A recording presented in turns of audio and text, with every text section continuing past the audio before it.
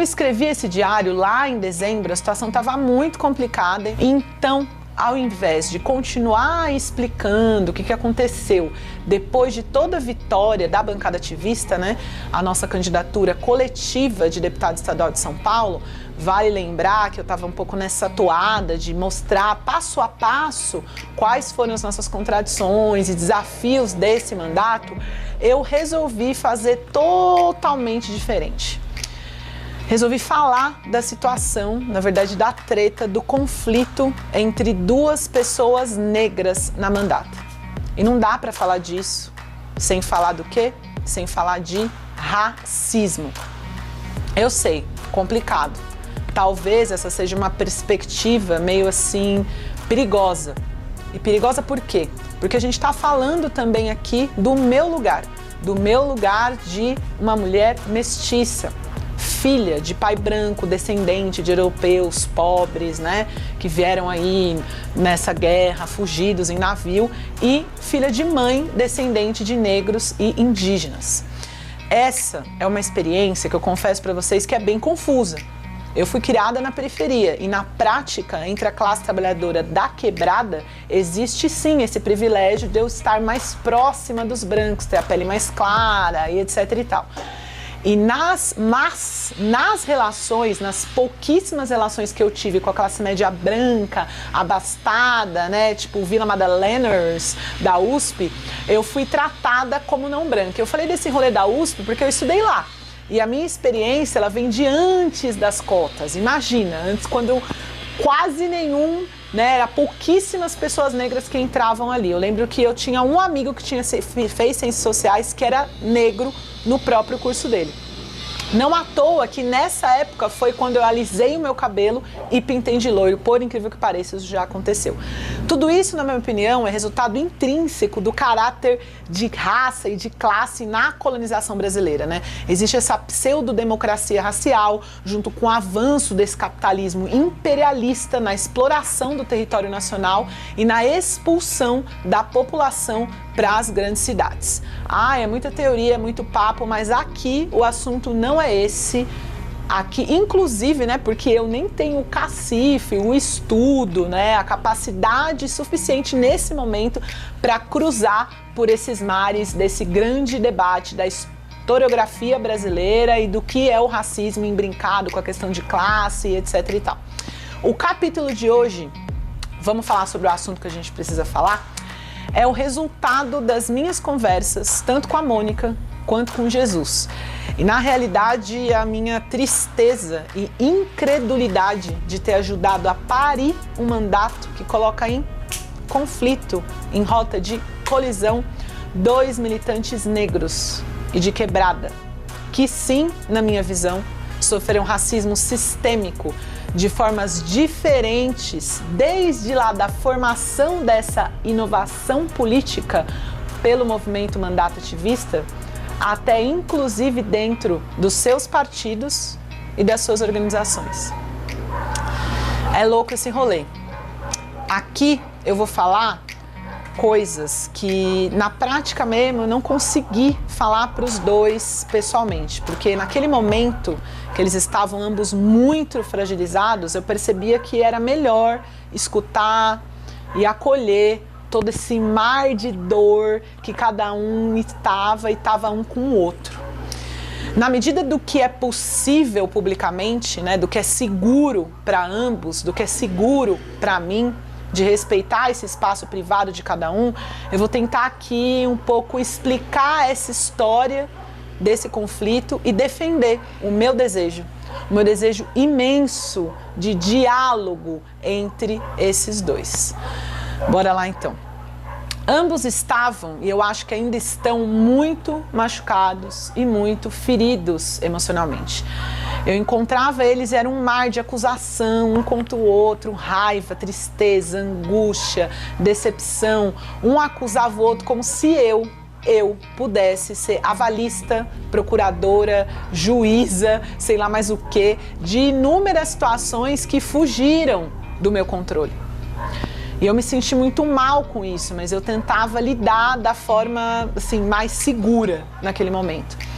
E a treta é que os dois foram adoentados e ajudaram a adoecer tanto um ao outro quanto outras pessoas desse mandato. E é muito difícil quando você está se recuperando, né, de questões de saúde mental, saúde emocional, você sair desse ciclo vicioso de vítima versus vilão. Tem o culpado, tem o inocente, a gente sempre, né, se coloca como a vítima de uma situação que está por fora da gente.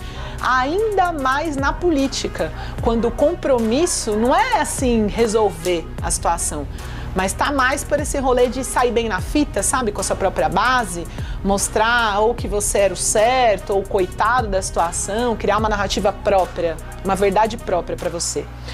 Quando a gente está doente das emoções, a gente fica viciado nessa dor e ela vai se tornando um apego e a gente vai criando novas verdades e novas narrativas para esconder a realidade interna dessa dor. E eu tô falando isso partindo de quem já viveu isso, de quem já se colocou nesse lugar de vítima versus vilão, de quem já tentou se esconder na própria dor. E no final, infelizmente, o que sobra desse processo é a fuga de assumir a nossa responsabilidade e a nossa autocrítica nesse ciclo de violência sistêmica. A gente é parte desse sistema e qual é a nossa responsabilidade nele? Eu, pessoalmente, logo de início, eu tive um apreço, um carinho, tanto pelo Jesus quanto pela Mônica, e por motivos diferentes. Eu lembro do dia que eu encontrei o Jesus pela primeira vez. Ele estava ali, cabisbaixo, com receio, desconfiado de toda aquela gente, classe média, branca, né, assim, estilo Google, de inovação da política, que era a galera do movimento bancada ativista. E eu percebi, assim, esse incômodo, e eu fui sentar do lado dele. A gente começou a trocar ideia, tal, né? E a gente descobriu que a gente conhecia pessoas em comum, que a gente era da mesma região, da grande região da Zona Norte, né? Quem está em São Paulo sabe que ela é dividida em micro-regiões, São Paulo é gigante, né? Mas que a gente conhecia, pá, galera e etc. E aí ele me apresentou o movimento cultural das periferias, que eu tinha vários amigos que participavam, mas não conhecia o movimento formalmente, né? E também me apresentou o quilombismo. Me abriu todo um campo de visão da questão negra, né, partindo de toda essa reconstrução e retomada da ancestralidade e da resistência real contra a escravização e colonização. Para mim foi um bálsamo de aprendizado.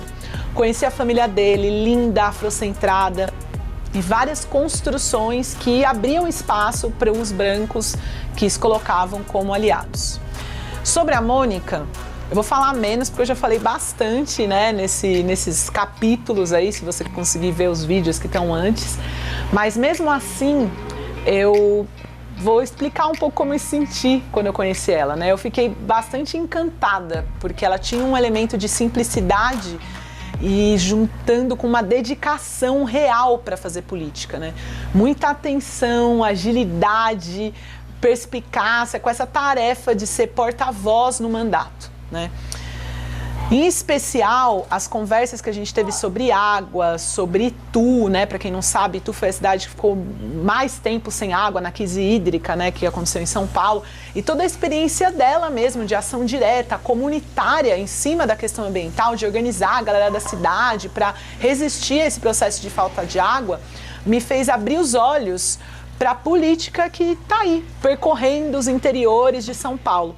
Me fez questionar profundamente esse paulistanismo que é típico da esquerda aqui, que a gente conhece, de achar que o mundo começa e termina e acaba e acontece aqui na cidade de São Paulo. Ela é uma mãe solo, sempre vê esse processo, sempre atenta na tentativa de equilibrar o cuidado com o filho dela, o Theo, e as tarefas militantes. Eu sempre admirei muito essa habilidade de traçar esse equilíbrio. É importante agora a gente entender, vamos falar do homem negro, que o homem negro é a principal vítima do genocídio contra o conjunto da população negra. É o homem negro, inclusive, apesar de tudo, na esquerda, ele quase não existe. E infelizmente no próprio PSOL tá difícil, né? A gente vê homens negros que conseguem se desenvolver enquanto figura pública e ativista com peso político no partido.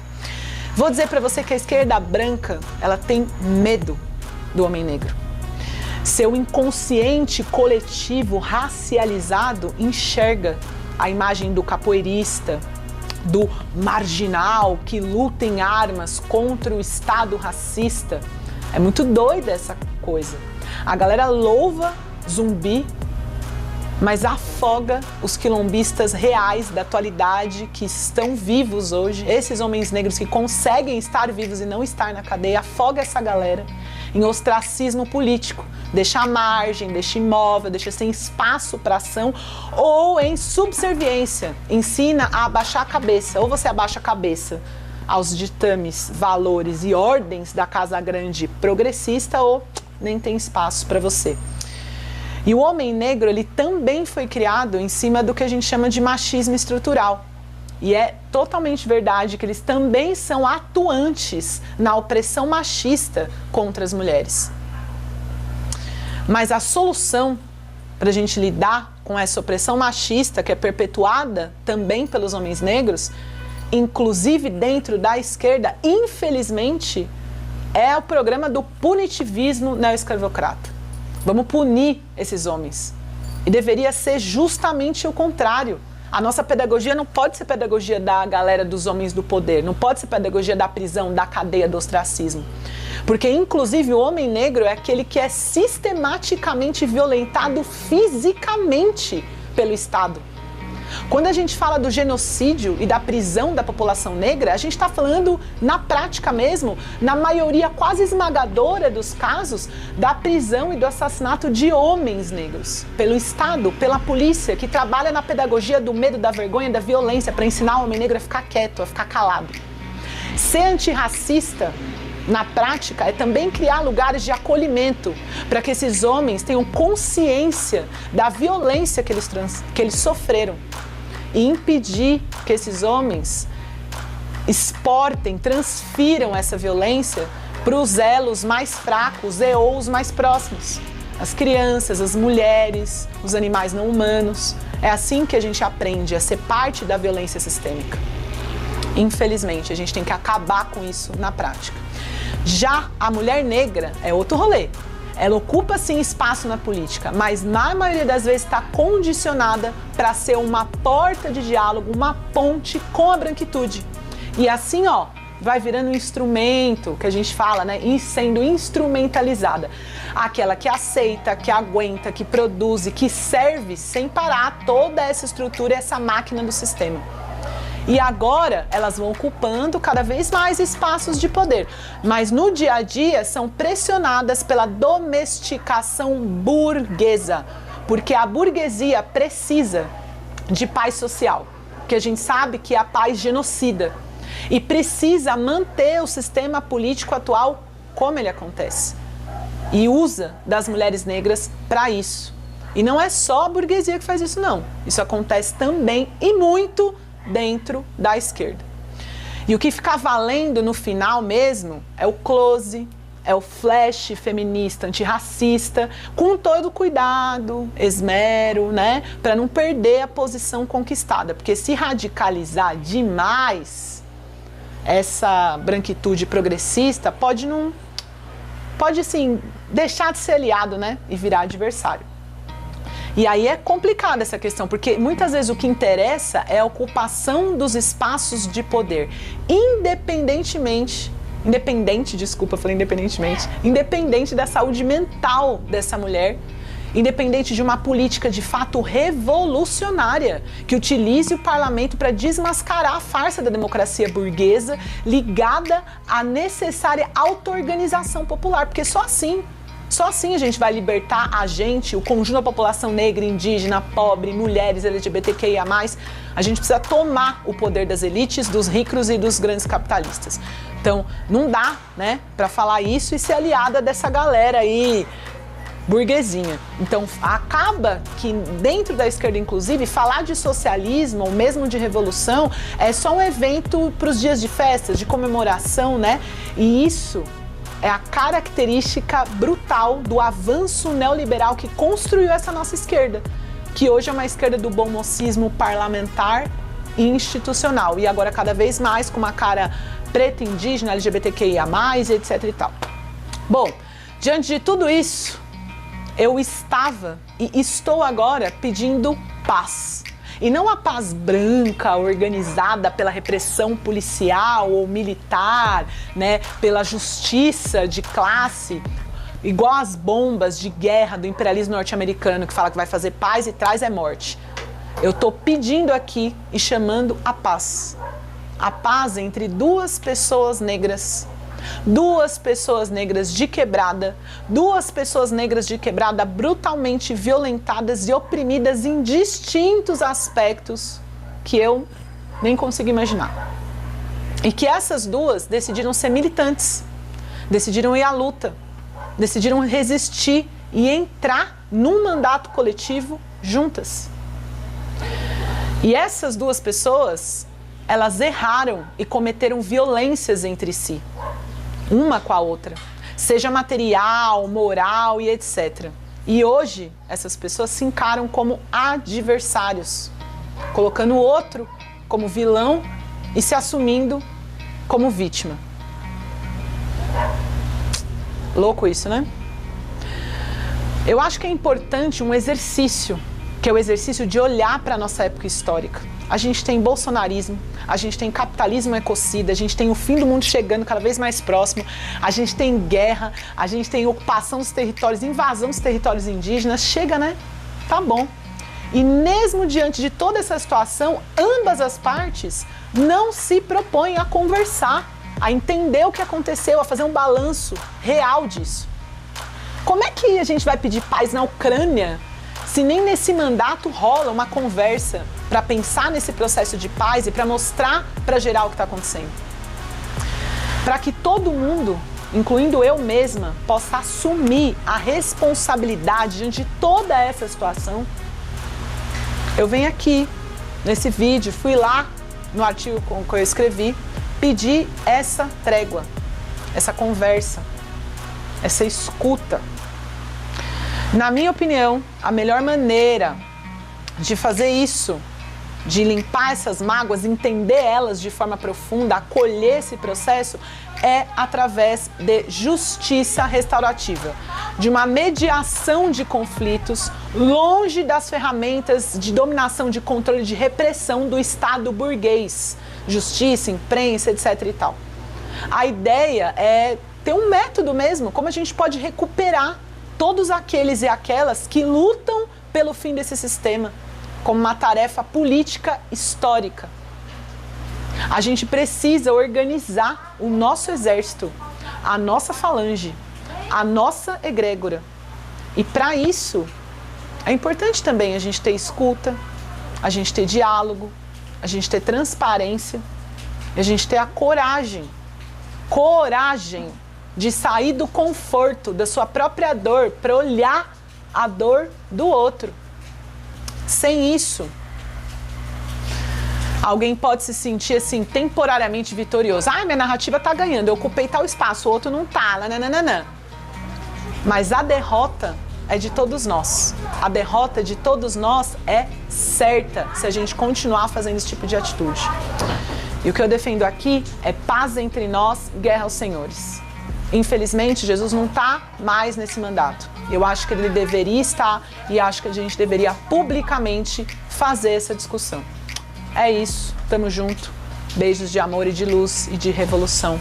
Salve família. Até o próximo.